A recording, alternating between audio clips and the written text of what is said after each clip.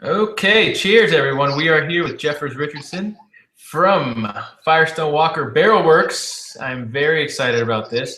I was just kissing Jeffers' butt about how good I think the beers that Firestone Walker puts out are, and how good this beer is. Sour Opal in my glass. You're How's a good it going, kisser. Jeffers? It's going great, and yeah, thanks for all the kudos. We appreciate that. Well, it's well deserved. I mean, this beer just won the silver medal, right, at the Great American Beer Festival. This one won bronze.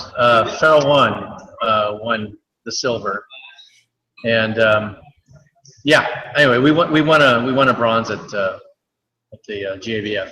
Pretty exciting. That was our first time we've entered these beers, so that's awesome. I mean, it's what we were talking about before going on, and I kind of wish we would have talked about it now, but I guess we'll rehash a little bit. Is just I love the approach that Firestone takes, both at the production facility where we're getting IPAs and the clean beers, and then the Barrelworks takes, where it's a straightforward kind of like, we're going to give you just a really well-made beer.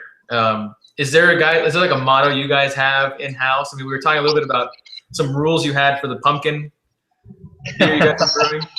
A motto, sink or swim. No, that's not a motto. I think, if you think about Barrelworks, we are 90 miles away from our Paso Robles, where our main production facility is. Although we are in the shadow of where we started 20 years ago or 19 years ago. So, but there's some big shoes to fill. I mean, we're part of Firestone, and the type of beers we make, I think at Barrelworks, we just wanted to show that we could do the same thing. And I think if it revolves around anything, it's, we always try to look for balance in beer and try to create some complexity so that, that the beer has many facets and you can pick those up and really enjoy it. And hopefully the other thing we like to do is just make sure that it's something that doesn't completely overwhelm so that you'll have another. And that's the two words I think that you said right there that kind of resonate are balance and complexity. And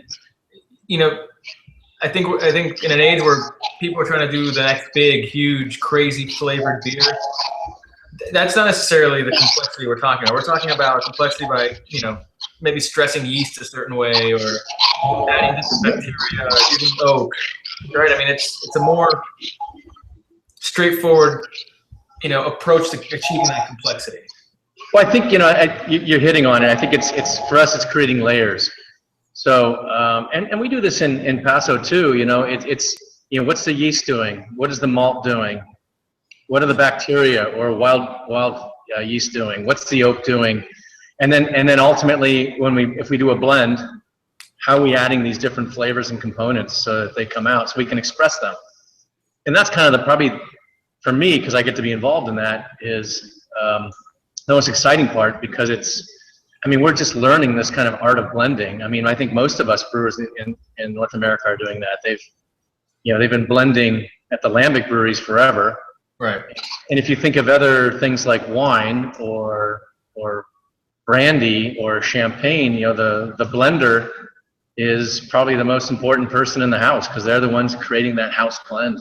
And sure. So we look at that as something really exciting and very creative. And that Jim and I are both very creative people, and that gets our juices going.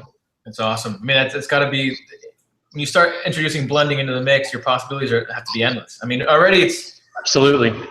Yeah, and so you guys are in California, so I got to imagine with the wine culture in California, are you guys influenced by that at all? Do you have any of your master blenders come and help kind of pinpoint you guys? Well, you hit the nail on that. We were born out of wine country. When I started in '96, we were part of Firestone Winery, and we occupied a small building, half a mile away over Hill and Dale. We used to call it Area 51, and right. So we were surrounded by vineyards, we were surrounded by oak barrels, and there was no way we couldn't help but get influenced by that. And I think our relationship over time, we've developed multiple barrel programs, and we've developed really good relationships with the winemakers, not only in our area here, which is the San Ynez Valley AVA or Santa Barbara AVA, but up in Paso Robles, which is also a really exciting wine area. And so, yeah, I mean, we could talk about the beer you're drinking. A lot of things on the label are, you know, like titratable acidity and for measuring acid are things that we've picked up from the wine industry. And sure. we do some collaborations with winemakers too in terms of using grapes and doing some of these sort of mixed beers. They're really exciting. Right. So absolutely, we are influenced and we embrace it. And they now seem to be pretty excited by us. I mean, we're working with things that dare not speak its name in a right. winery, let alone a brewery like Brettanomyces. But since it's a contained area, they don't mind coming here and checking it out. And then they go getting hazmat suits before they go back to the winery.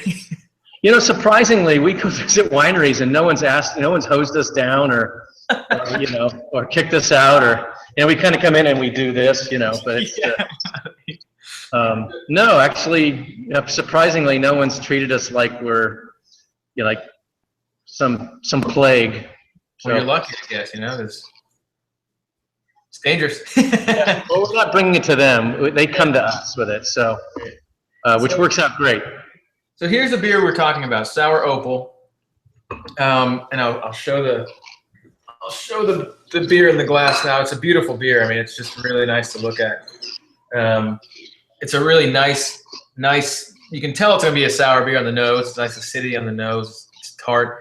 But like you were saying, there's a really nice balance to it. Whereas you're getting sour, but it's not overwhelming, you know, and it's refreshing. You want that next sip. It's not something that's just like peeling the enamel off your teeth sour. Right. It's a really nice, balanced, complex sour. It's a really good food beer. Absolutely. Actually, you stole my expression, the peeling the enamel off the teeth, something we try to avoid. But yeah, I mean, if this particular beer, I would say it's one of my favorite, and it is a blend of, it's hard to say new because the youngest beer in here is 12 months old, but it's a blend of younger beer, 12 months old, and beer that's 48 months old, and some beers in between.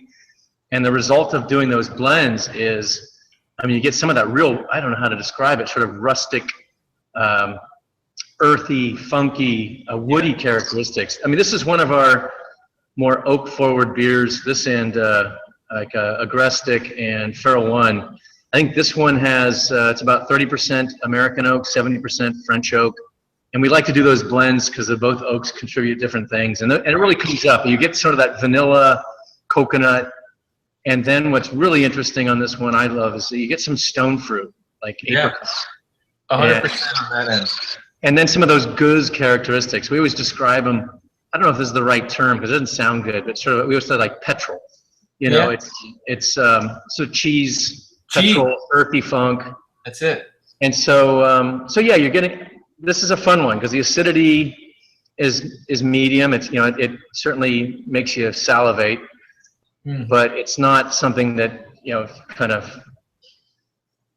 shocks the system. Right, and as it warms a little bit, because I've had it in my glass for a little while, as it warms a little bit, that little bit of funk kind of starts to come out on the nose, which I love.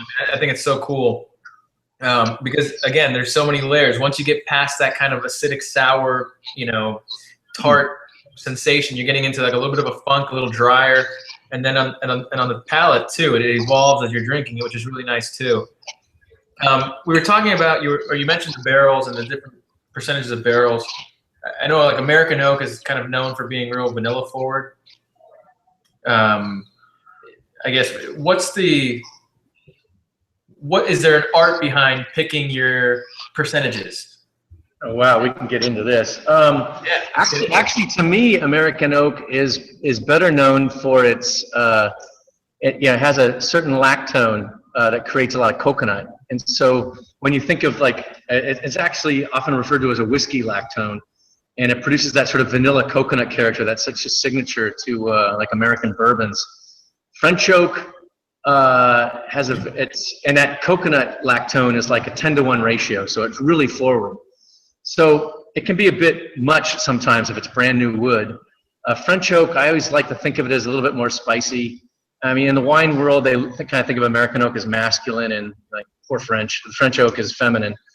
But I mean, really, a combination of two is good. We kind of prefer more what the French oak does and add a little bit of American oak in there for that sort of toasty coconut vanilla character, but not too much, because the good French foundation, the oak, is really nice. So basically, most of our, I'm staring at our barrels now, most of our barrels that we have are French oak, and actually the majority of our American oak are retired Union barrels from our Union barrel fermentation program. So, you know, we have it's really kind of awesome. We have a second life for this other program we have. That's awesome to be able to just kind of continue to create that. Like, it's like, it kind of helps you maybe evolve a house character, right? I mean, is that kind of. Yeah, I mean, there's a lot, you know, and that's something we're always trying to figure out. I mean, in some cases there is a house character, but for example, you know, we haven't really singled in on an indigenous yeast yet, and that's a project that we plan on working on. There is one yeast that we use for a collaboration we did with a winery that came off of a Chardonnay grapes, dry vineyard, and we've been able to use that a couple times, and it's a really remarkable yeast.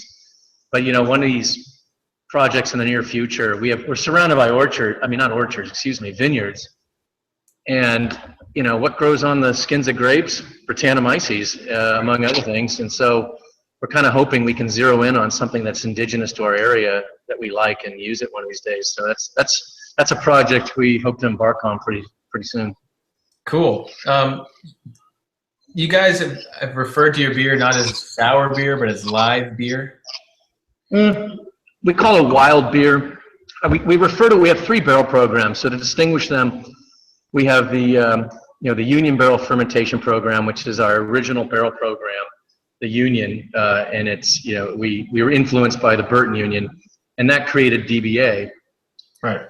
The other program we call our Spirit Barrel program, which has produced these things like Anniversary, Parabola, Sukaba, all those wonderful Spirit Barrel beers. And so to distinguish this one from those, we called it the Live Barrel program because, I mean, these beers are alive and they're constantly, we don't filter, we don't pasteurize. They're alive in the barrel and they're alive in the bottle. So that's what we refer to. But we tend to think of these as wild. Sure. And I know I'm pissing in the wind on this, but, I personally am not happy with the word sour beer. It's become sort of this, what Kleenex is, the tissue paper, sort of this generic word to describe these really, complex beers, and we're using one taste on our tongue to describe it. Right. And there's a lot more, but I think, that term is probably here to stay. Yeah, I think it's unfortunate too. I've thought about that a lot. It's kind of, and a lot of things like a tart beer maybe tossed in with a sour beer, or sour beer just to be sour, not balanced. Yeah. Well, the question is, what do we call these? I mean, for us on our label, it says a wild beer, and what that means is that, if we differentiate from our brewery in Paso, which is using cultured Saccharomyces, and we're using wild yeast. By their definition, by 90% of the breweries using single cultures, everything we're doing is wild. So I'm pretty comfortable with that. Where I would differentiate that was if we're doing spontaneous, that would be a whole subcategory of that, or a different one. How's the relationship actually between you guys and then the Paso Robles brewery? I mean, you're a part of Firestone, but are you guys getting the fermented beer, the originally Saccharomyces fermented beer down, and then you're no? I mean, it's like Barrelworks who, but no, it's a good relationship. I mean, it's very symbiotic in that we don't have a brew kettle here at Barrelworks. We rely on our brew house and our brewers up in Paso to produce our wort.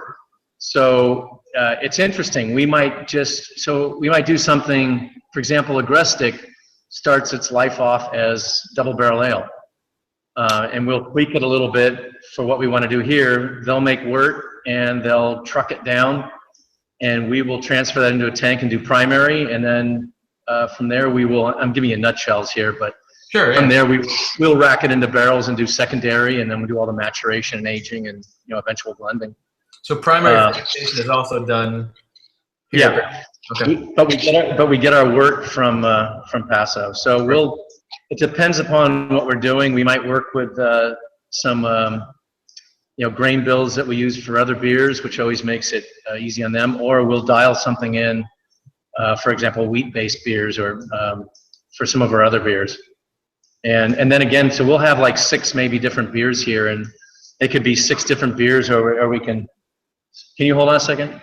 We're closed, sorry. Yeah, we're looking for Jim. He's not here. He's not here, okay. So he's not here today. Yeah. Hey. See, they're beating down the doors. But yeah, I mean, so when we get the beers in the barrels, I mean, they're like paints, you know, we can dabble and create a whole bunch of different colors of these things. Right. So, but yeah, it's a good relationship. I mean, we're doing things differently here. We're having our own releases. If you look at our bottles, the labeling's slightly different, and we do our own releases. And so, you know, we're certainly tied to the mothership in a very important way. But we've been given this. We're really lucky. We've been given this creative license to create something here. Right. It seems like a pretty cool kind of contrast to me as you look at it from an outsider's view, because on one end you've got, you know, the brewery producing these really clean beers. They were so scared of you guys it kicked you 90 miles south. Basically, downwind. It's not, you know, people have asked that, like, what were you thinking? I mean, how paranoid are you? But what made sense is we actually moved back to where we started the brewery. Right. So I don't know if you know, I was employee number 1 back in '96. They hired me to because I was crazy enough to listen to them. You know, David and Adam, you know, David Walker and Adam Firestone wanted to put together a brewery, and we did it near Buellton, where we are now, about 5-6 miles away. And so this building we're in was actually going to be an initial expansion of that building. And for a lot of reasons, we didn't do it. We hung out at Area 51. And then Paso Robles came along. It was a building that it was a brewery, unfortunately, that didn't succeed. So Firestone was able to buy it. And that's where Matt Brindleson and Jim Crooks come in here, because yeah, they were working there, and we moved everything up north. And many years later, we've come back to occupy this building and we had room to do this barrel program. We can run amok because we're not worried about cross-contaminating with our other brewery. I mean, they've let the inmates run the asylum here. And that's pretty cool too, because you're kind of going full circle. You're going back and creating like these really cool old world kind of styles, crazy yeast. You're going back to your roots, back in the original location. And we talk about that. That was our goal, is to kind of come full circle, is to come back to where we started and do these very rustic and traditional beers, have a barrel program, and and kind of reintroduce ourselves back to this community. That's awesome. So it's been great. It's a bit of a drive, but you live in a big state. You get used to driving long distances around here. All right. And so you were the first brewmaster, but I know you took like a stint away from Firestone for a while. You went to Sierra Nevada, dabbled in olive oil. I am an explorer. Belgium. As David Walker said, I went on walkabout. I do things for some, it wasn't so much I was ambitious and needed to do a different brewing project. There was a girl involved. And so I ended up moving to Chico to be with her, and I could have the best of both worlds. I could brew and have the girls. So that's how I ended up in Chico and working for Sierra Nevada, which was a very different experience culturally and beer-wise, but a really rewarding one. Right. And I could think of more places to work. Yeah, it was great. And then at some point, I just kind of got a wild hair. I was just looking. I just felt I needed to do something a little different.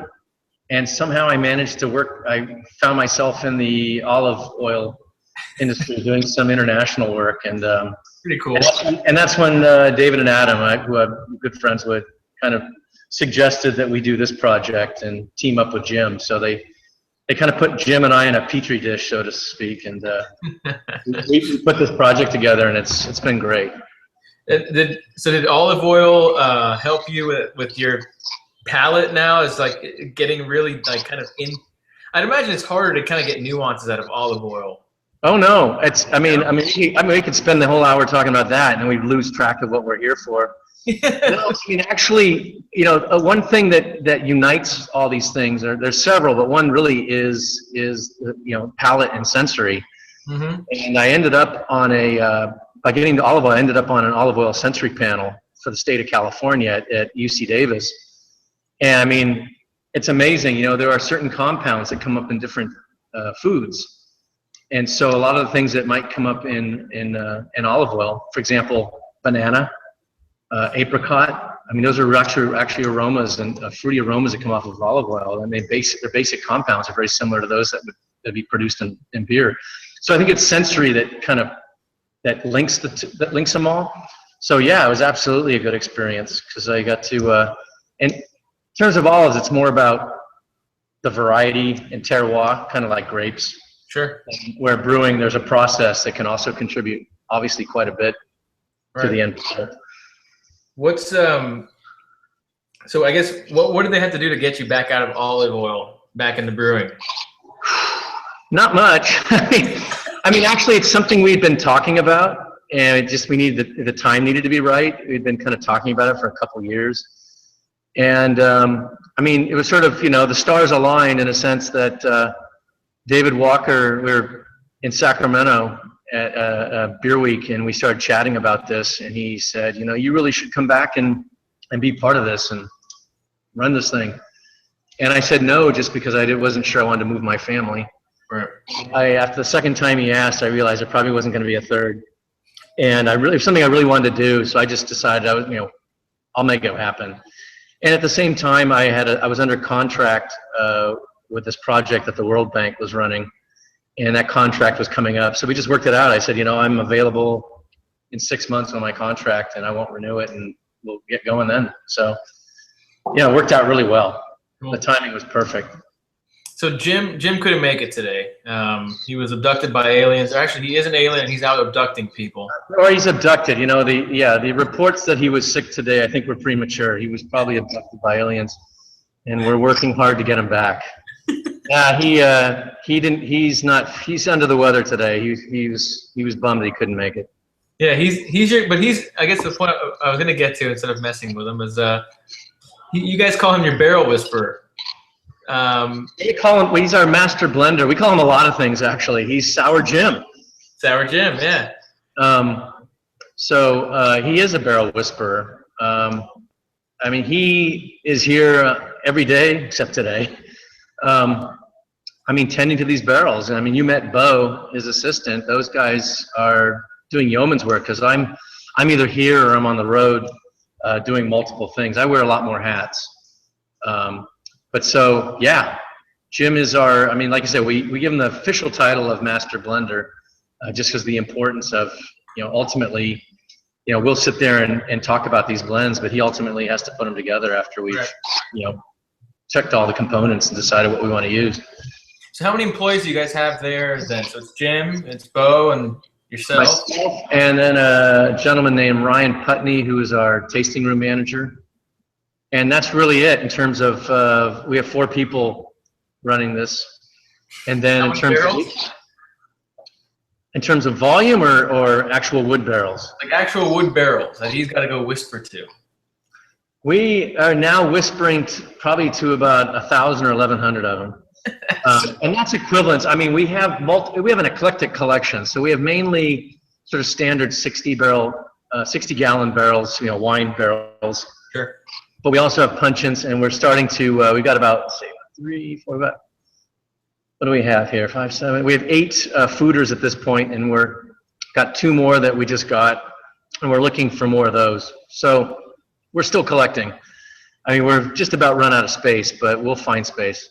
Yeah, that's pretty cool. You can kind of, it becomes like a collection for you guys, kind of tailoring to get those different complex profiles together. I mean, I've read somewhere that you guys kind of, here at Barrelworks, you focus more on the wine barrels, and then, the spirit barrels are used over at... Yeah, we've had a couple here, and we do have one beer where we call Reginald Brett, where it spends its first 8 months in bourbon barrels. But for the most part, yeah, we're using retired wine barrels or retired Union barrels. I mean, every barrel here has had a previous life, and that's how we like it. I mean, you know, if somebody were to say, hey, we have these wine barrels, but we're picking up lactobacillus there, we'd be going, yay. Right. So, I mean, the barrels come in with their, you know, cast of microflora, and then we have our own here. So, you know, we kind of have these cocktails that we work with in terms of getting different beer character, different fermentation characteristics. Do you find that wine, I guess the notes in the wine barrels tend to play more towards the style of beers you guys are producing? Is that part of it? Honestly, you know, we had some wine barrels that came in that were like 2 or 3 years old. And, you know, the wine from the barrel wasn't that strong, and I was actually kind of surprised. Mainly, I think we don't get it because of so much of that as we want the oak character from these. When we're really looking for wine, like when we do these, what we call hybrids, for lack of a better term, where we're really working with wine grapes, we'll actually work with the grapes or the juice itself. And we've gone so far. We've got 3 projects where we actually go out and pick the grapes. We've stomped on them, you know, pressed them, and then when we'll do these co-fermentations, and then at some point we'll put them all out there and we'll start blending, and Cool. we'll add back beer to give it a foundation. But the goal on those is really to push the envelope between beer and wine. And I mean, and the one that we did last year, Ferelden Infra, I think we succeeded. It's really really blurred the lines, and it's quite a fascinating beer. So we'll have 2 of those this year, and we have a couple other ones that we're working on.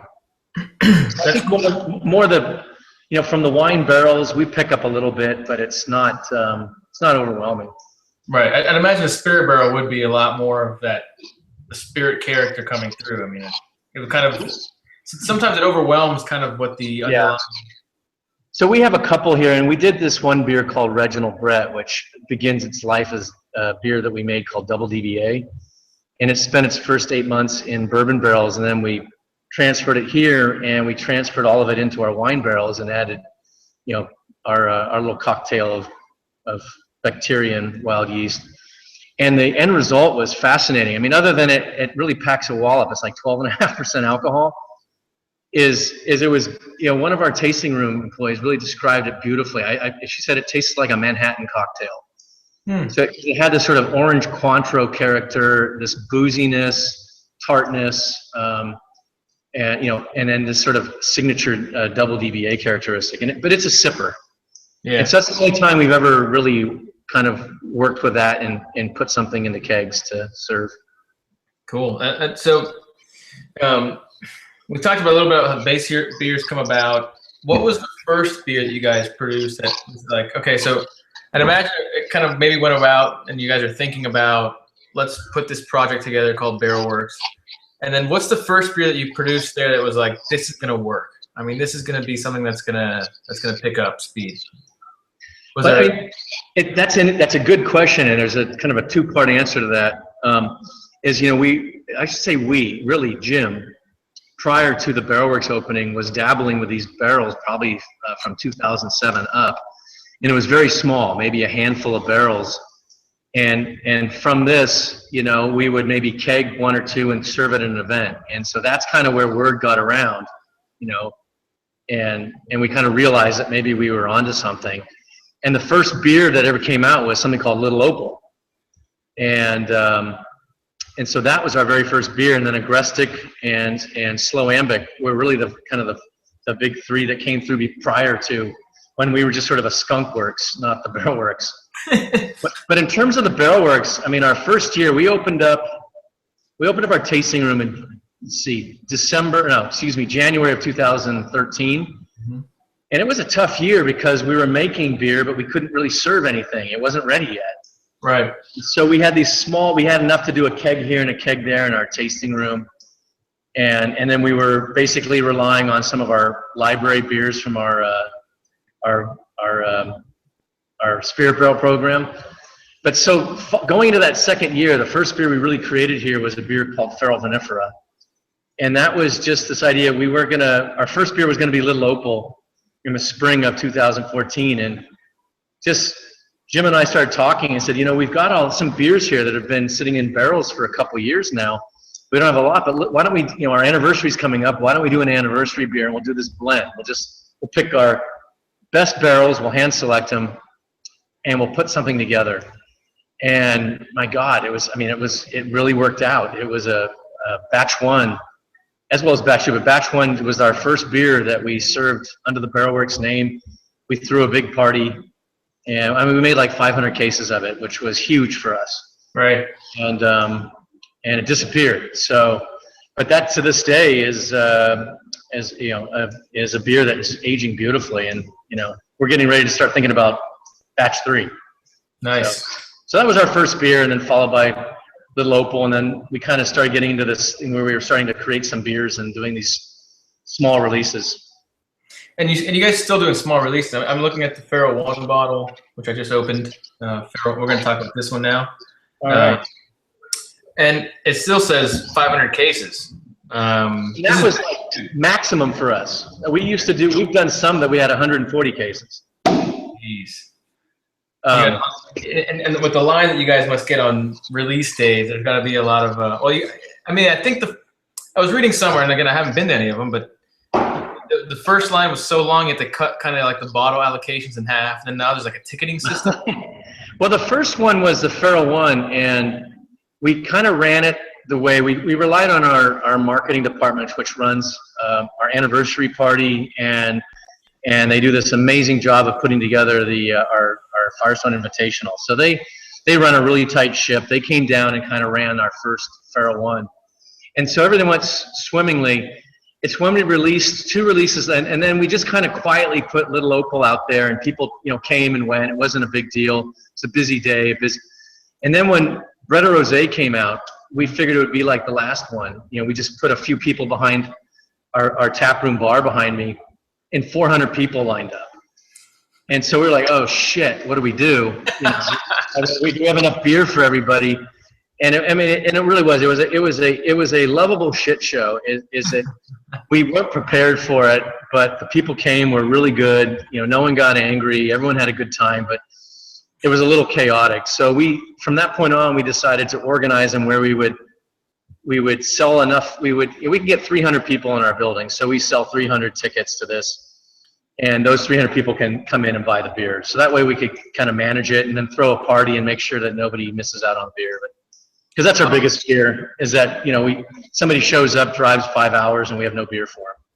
That's cool. That's kind of the opposite of a lot of breweries nowadays to kind of create hype. They sell a very limited amount, and they want that huge line, and they want people to walk away like, oh, I wish I would have gotten that.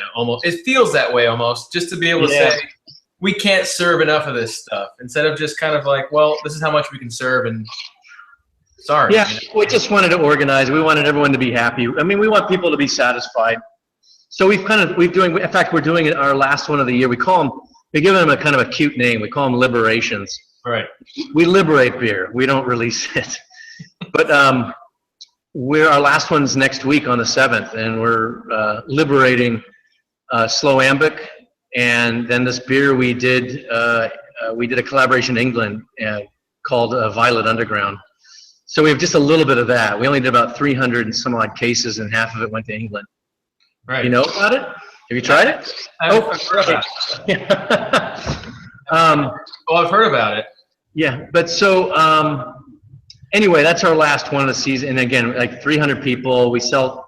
People basically buy the beer ahead of time, and so that way we know that we have beer for everybody. And then we'll have food, and we'll have different beer stations. We'll have a guest brewer, which we don't kind of announce. We just let people come in and find out who that is.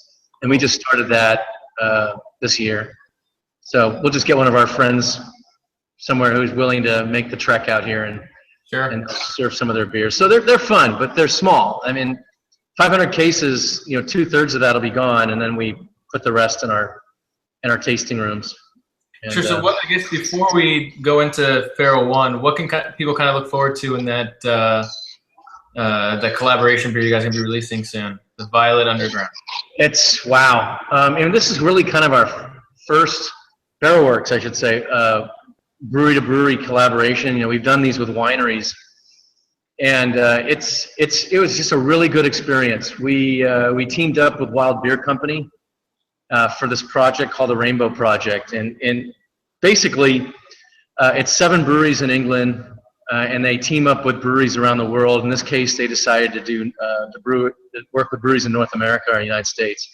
So I'm not sure how they picked the 7 breweries, but we were asked, and we thought it sounded interesting, so we said yes. And then we get a color. So violet was our color, and that basically at that point, sky's the limit as long as you work with the brewery in that theme. So the Brett Ellis, who's the brewmaster for Wild Beer Company in Somerset, England, came out, and we just hit it off. I mean, we basically recreated one of his beers, Somerset Wild. We created a beer called we called Bretta de Oro, which was a beer fermented with golden raspberries and sunrise raspberries. And we sat down and started blending, and we ended up putting in a third beer. It's a blending beer here we call Cowbell, and because it seems to go into everything. It's always like, what does this beer need? Need more cowbell. Yeah. So that was the basis for it, and then we just, to take it up a notch, to get that violet, we ended up importing French candied violet petals and fermenting the Somerset Wild with that, and then we put the blend together, and we were blown away by it. I sometimes worry about blends, like, is our blend going to exceed what the two of us can do individually, or is it just going to be something we're doing to create hype? But I mean, this beer is really good. Unfortunately, there's not a lot out of it. A good chunk of it went to England. But the people who come to our event will get a few bottles of it, and I'm sure we'll see it getting traded here and there. I'd love to make it again, but I think kind of the beauty of these collaborations is you break the mold and, move to the next project. Yeah, that's something I'm really fascinated by, collaboration, because you kind of get, it seems like both breweries want to show each other what they're made of. So you kind of get both the breweries bringing you their best shot and really trying to do something completely unique that no one's seen before, but still trying to maintain, identity. We've got the Barrelworks. You can kind of taste it here, and then you got the Wild Beer Company. I mean, it's a cool concept. Do you foresee more of that for Barrelworks in the future with breweries? Collaborations? Yeah. Yeah, we probably won't do a lot. I mean, just because right now, again, we're growing. When I say growing, I mentioned how many barrels we had. Our first, 2014, in terms of volume, we produced like 400 barrels of beer. This year will be 800. So we're really small, but we're going to grow that a bit more. So we're really kind of focused on some of the beers we're already making, and we're going to try to expand a few of those so we can get beer out to the public in bottles. So we will, we definitely have some ideas. As you know, we've partnered up with Duvel Morgat, and Jim and I were just over in Belgium talking to the Duvel group, Leafmans, Ashoof, and we talked about doing some collaborative work with them. And so really looking forward to something like that. And yeah, we'll definitely do it. We'd like to, if we could do a couple a year, it would be awesome. Because it'd be fun to do, and if we just want it to be organic. That's another thing we try to at Firestone is it really should be a conversation like you and I are having, saying, we really got to do this together. Sure. And not it be a shotgun marriage or something like that. That's for marketing purposes. So we're trying to figure that out, and we'll definitely, yes, we will do some more in the future. We'll do a handful. Cool. Well, I was talking to you beforehand also about kind of how I appreciated Firestone's ability to just really make complexity out of using technique and quality ingredients. That goes across the board for both Firestone, old Firestone, not old Firestone, but original Firestone. Firestone and new Firestone. The new Firestone, right? And Barrelworks Firestone. Is there a discernible difference in your guys' other than that you're using wild yeast and they're not, in your approach to producing these beers? Is there like a mental approach? Is there a difference between the two locations? No, I think in terms, I sort of stated this earlier, is I think that, part of Firestone's philosophy is to, whether we're making an aggressively hoppy beer or or a sour beer, there I said it, is that we want to create some balance, and we want to create some complexity. We want to create some layers, and especially if we're blending something. And so I think that falls in whether you're in Paso or here. It's kind of, you know, in our DNA, and it's something we don't. I mean, it's not like we're indoctrinated into that. You just kind of, I mean, that's our culture. It's part of our culture. So I think there's that, obviously, that when we're going about how we make beers, that we're looking for those things. And then, of course, blending is something we do a lot of at both locations. Okay. So that being said, of course, what we're doing here, you know, I know some of our brewers who are, I mean, I used to be this way. You know, I came out of brewing school thinking, you know, you brew beer in stainless steel, and you use this yeast, and you have a good QC program, you're consistent, and those are really important things. And you see something like this, you know, this sort of crazy kind of, I mean, hey, we're in the asylum, you know, and they're happy to keep us lunatics down here. But most of no identity, no matter what. I mean, so like, for example, you know, our barrels or any of our equipment would not make it into that brewery, and nor should it. And so, you know, that's one of the reasons we keep it separate. And obviously what we're doing, our approach to how we're both fermenting and maturing in barrels, you know, is pretty unique to here. In Paso, we have the union where we ferment in barrels, and then we have the Spirit Barrel program where we're maturing in barrels. They're separate, they have separate areas. And of course that revolves around our house yeast. So that's the key thing, is beers up there revolve around our house yeasts. And here, you know, we have a handful of yeasts that we can identify, and, you know, who knows about the ones we haven't. Yeah, I was talking to Jeff over at Jester King, and he's like, we just did an analysis of our yeast, and there's like 300 different strands nobody's ever heard of. Right. Well, I mean, we found this when we were in Belgium. One of the breweries we visited, and I'm trying to remember which one it was, but the University of Leuven, which has got a brewing program, came in and identified their yeast, and, you know, marked them and checked out the DNA, and they had like 125 different yeast strains and bacteria. So, you know, we don't know. What we do know is that there are some dominant strains that we focus on, and we can give them a competitive advantage, and we know the flavor attributes. And so, you know, one of these days, maybe one of these barrels will come in from a winery and have a unique individual strain, and we'll love it, and we'll go, you know, we'll go batshit. Yeah, I gotta get more of this. The other thing we're planning on doing is we're building a cool ship in a vineyard, nice. in a barn. So that'll allow us to kind of maybe find some of this indigenous yeast that's, and hopefully it's, you know, it's unique and something that really has a positive. It's beautiful. You guys are surrounded by vineyards too, because you'll get probably some really cool, unique, maybe even grape-like character out of that yeast. It'd be great.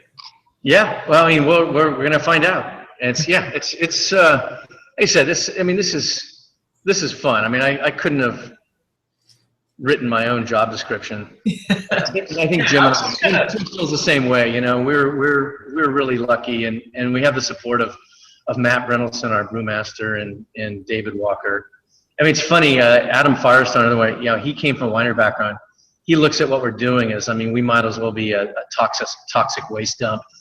And, you know, he's actually, to segue into Feral One, he's the one that came up with that term. He referred to our beers as feral, and, you know, and that wasn't a compliment. Right. So we decided to take ownership of it. Yeah, why not? and put it on our label. So that's cool. I mean, yeah, we'll get into Feral One now. And then I have a question about, so I don't forget it, because I have this kind of like wandering mind, but I want to talk about, so I got batch 2, I think, right? I got batch 2. Yes, batch number 2. I kind of want to talk about how you, I think it's through blending, I'd assume, but achieve this consistency kind of from batch to batch. And then if you want to even achieve 100% consistency, or if you're trying to achieve differences. But I guess let's go into that after we actually talk about the beer. Another really beautiful beer in the glass. It's a little darker. It's the nose. To me, it's a little bit funkier, and it's definitely a more carbonated beer. It's definitely got a. I mean, you saw when you pull the cork out, It's got Yeah, a higher volume of CO2. Yeah, the cork will burst a hole in my roof. It's enough. That what? It's good you're wearing glasses then. Yeah, right. I couldn't get my contact in today, so I had to wear glasses. It's a really cool beer. You get those cheesy notes, which I really love to get in these kinds of beers. And another thing I love about this beer being a little more carbonated, and I'll show it. I just swirled it in the glass. Sour opal, I wasn't getting a lot of carbonation on it. It was a real kind of, it was carbonated on the palate, but not kind of this. You're not really getting a head foam on it. I love these beers with cheese. Especially like the creamy kind of earthier cheese, like a blue, a camembert, something like that, because it helps. Yeah, again, the beer, these are blends, and they were always designed to be this sort of anniversary blend for us. So we have a license to take from any barrel we want and create something. We could completely break the mold every year on this particular one, but we really enjoyed batch 1 so much, and people liked it, and it was aging and still aging beautifully, as we decided, let's get in the target area of that one. And so we kind of wanted to get the alcohol and the acidity in a similar area. But whereas batch 1 was a blend of 4 different types of beers, this one was a blend of 3. And so, if you're brewing once a year, so we make beer once a year for these bottles. So we'll make Ferel 1 in December, and we won't make it again until the following December. So, we want some form of consistency to it, but given the fact that it's going to different barrels, it could have a different ratio of French to American oak, and that we might blend it differently. There is a license that there can be some differentiation between the two. In the same way that you would have a different vintage with a wine, we have that license, and it's fun to listen to people saying, batch 1's better than batch 2. No, you're full of shit, batch 2. So it gives people things to talk about and compare, and then when people have, we're getting to the point where with batch 3, we'll have a little bit of beer where people can do verticals of 1, 2, and 3. That's gonna be really cool. And so that we haven't been able to do that really because we're so young. And so it's a blend. This beer is a definite blend of different beers, and blend of American and French oak. And so it's strictly Jim and I just blending what we think is going to taste good. Yeah, and the aroma on this beer is just really just out of this world. Like it's really nice, subtle earthiness to it that I just love. Yeah, and then there's just there's a little background, a little oaky background, but it's definitely more about the funk. Yeah. And again, the acidity, if you look at the acidity on this bottle and that, you notice they're very close. Right. On little equal, and we measure acidity and titratable acidity, just because you can calibrate that to taste. And so these two are roughly the same, kind of nice medium acidity, tart but not overwhelming. Yeah, no, that's exactly right. It's, again, you achieve complexity and balance. And very lactic forward. What you're picking up is lactic acid. Right. It's definitely. We try to keep the acetic acid at bay. Mm-hmm. Yeah, again, it's just a phenomenal complex beer. Thanks. Yeah, I love it. And so for this beer, you have that creative license to change from batch to batch. You like the way it came out batch 1, so we're going to do what we can to kind of create that same exact experience in batch 2. Are there beers that you produce that you say, you know what, I really liked it, but let's see, we'll play around with that kind of base model, but let's change it a little bit for the batch 2? Oh, yeah, batch 3, for example. Jim brought me some beer samples the other day from a foeder, and I went ape. It just had this beautiful aged, what I'm familiar with like an aged lambic in Belgium. It just had those really nice earthy, funky, horse blanket characteristics. And I thought, this has got to be a base for, the first thing I thought is, this is to be a base for Ferel 1 batch 3. And cool. So we haven't decided that, but I have in my head that would be a great base to build around and make a beer, because it was just such a delicious beer. And so that, we haven't used that before. That's a different tank, different beer.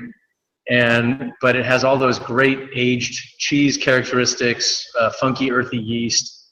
Some of those sort of, horse blanket characteristics that I like. And so that'll be a base, and then we'll decide what we want to add to that, and it can be anything.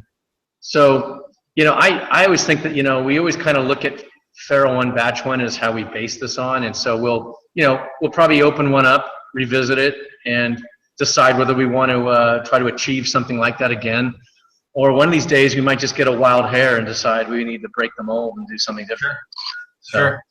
You kind of mentioned something when we were talking about Ferel 1 Batch 1 versus Ferel 1 Batch 2, and you said you love hearing how people just say, no, Batch 1 sucked, Batch 2 awesome. Hopefully I don't hear that, but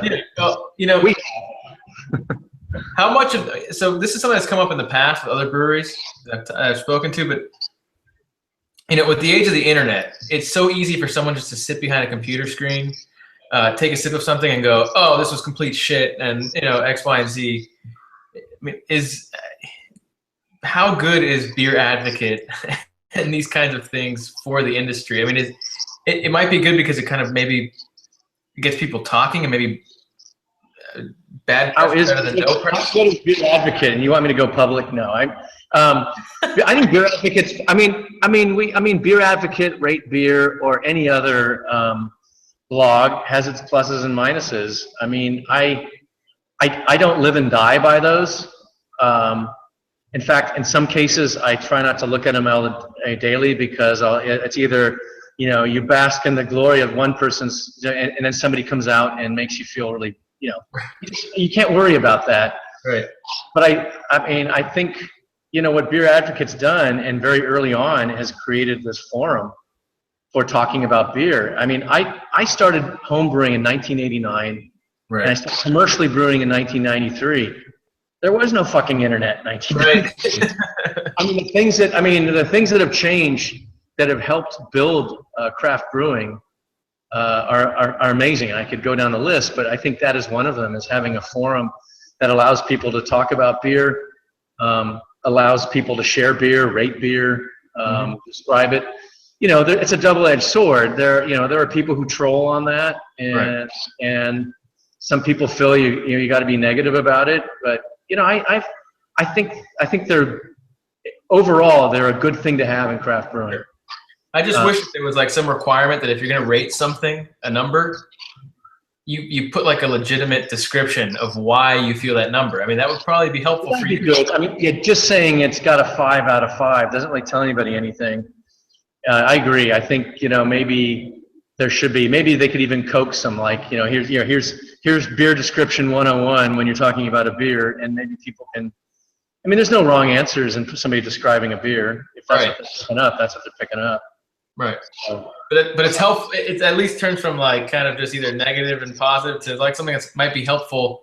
If you think something's a 2 out of 5, well, I think it's a 2 out of 5 because X, Y, and Z. Maybe the bottle was contaminated. I don't know. Maybe something came up. Well, and it's in the eye of the beholder. Just an example is just recently, I'm tasting a beer that has a lot of oak and toasted oak in it, and it really reminded me of kind of an oaky Chardonnay. So I'm picking up toasted oak. Somebody else said, "Why does it smell like tuna?" Oh, Jesus! I was like, "What?" So that's not how I saw it, but it kind of shocks me that somebody else would.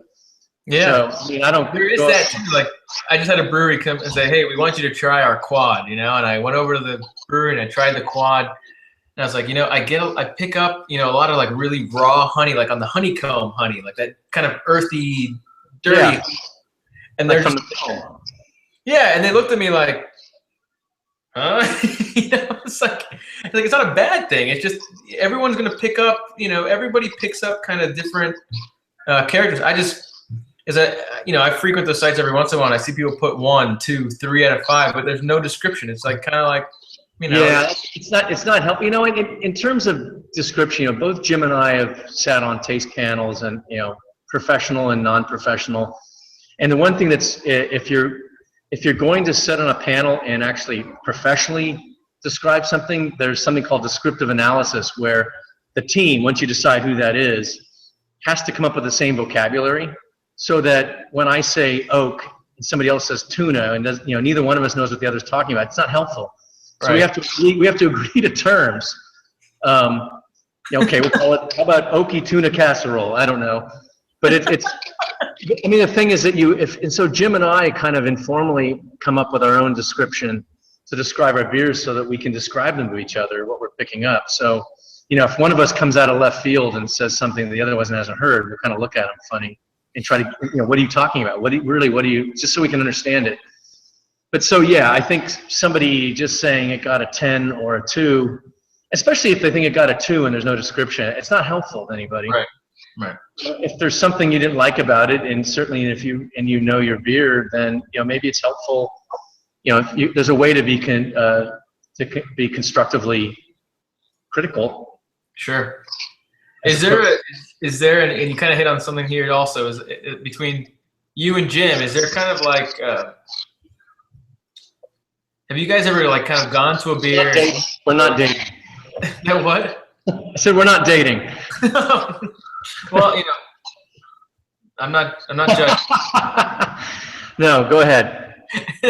Has there ever been a beer that like you pick up and you go, oh, I love this, and he goes, oh, that sucks, and then it's like or vice versa? I mean, it's not to that extreme. Often it's just like we'll pick up a beer that's young, and this happened actually not that long ago, where there was a beer, and it's not that I didn't like it, I just wasn't wild about it.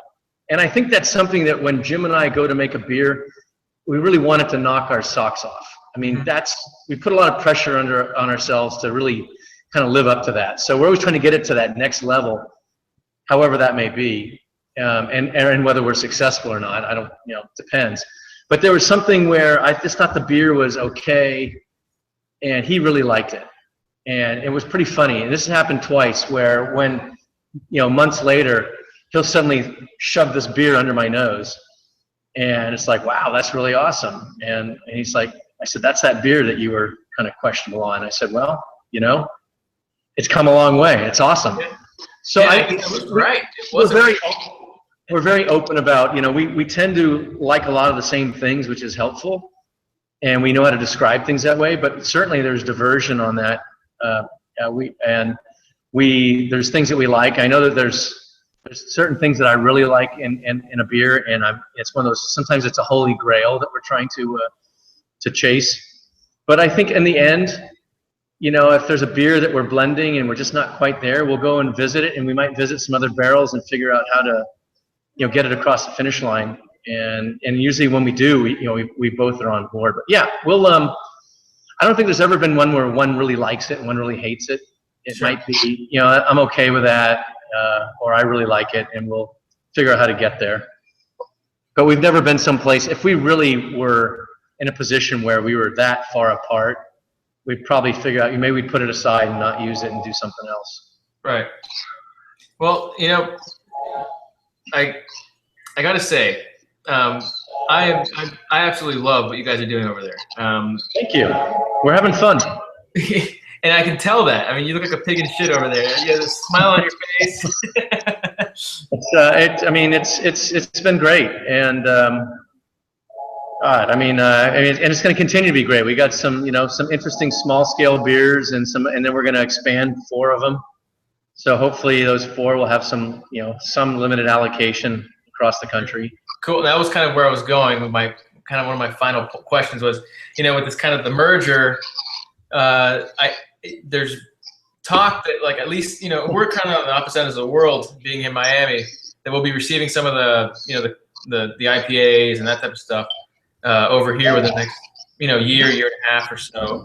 We don't have, I mean, the bottom line with, we might as well talk about the 500-pound elephant in the room, which is that the merger, the partnership is, the bottom line is not much is changing. Okay. I mean, we're still intact, and we're still being run by David and Adam. Same crew, same distribution, same sales force, same everything. with the exception is that we have a partner now that is bought into our brewery and is going to help us build a new brewery, which is awesome. In terms of where the beer's going, I mean, we'll continue to kind of slowly open up some new states, but we're not going to be distributing through Duvel or Boulevard or Omegang at this point. So unfortunately, that probably means Florida's not going to get anything in the near future. I mean, I'd love to see us in Florida. We're just not there yet. We'd love to see you in Florida. I mean, that's, you know, this is when you talk, whenever I talk to anybody about kind of those quintessential breweries that people need to have experience in America, Firestone is always pretty much the top of the list because of what we've talked about and the consistency, that complexity, that balance in every single beer, and it's just quality from top to bottom. It's something that, you know, really should be applauded, and I'm not just saying it. Well, thanks. I mean, we appreciate that. I mean, it's about the beer. I mean, that sounds cliche, but you know, that's kind of what we focus on, and we let the beer speak. So I'm glad you appreciate it. I mean, that means a lot to us. Well, I do. And so on behalf of the alien who's not here, it means a lot to us. So we'll get him. We'll get him on here, and we'll get his story too. I appreciate you sharing your story with us. I appreciate you talking about the beers with us. We'll be recording one of the beers for the website, another beer, kind of special beer for the website. And I just thank you so much. I'm honored to have you on the site, and thank you for sharing your time with us. Well, next time you're traveling, if you get out to California, please come visit us. I will. You don't have to ask me twice. Say it, please. No, we'd love to show you around and taste some of the beers and see what we do. I'd love it. All righty, sir. Cool. All right. Cheers. Cheers.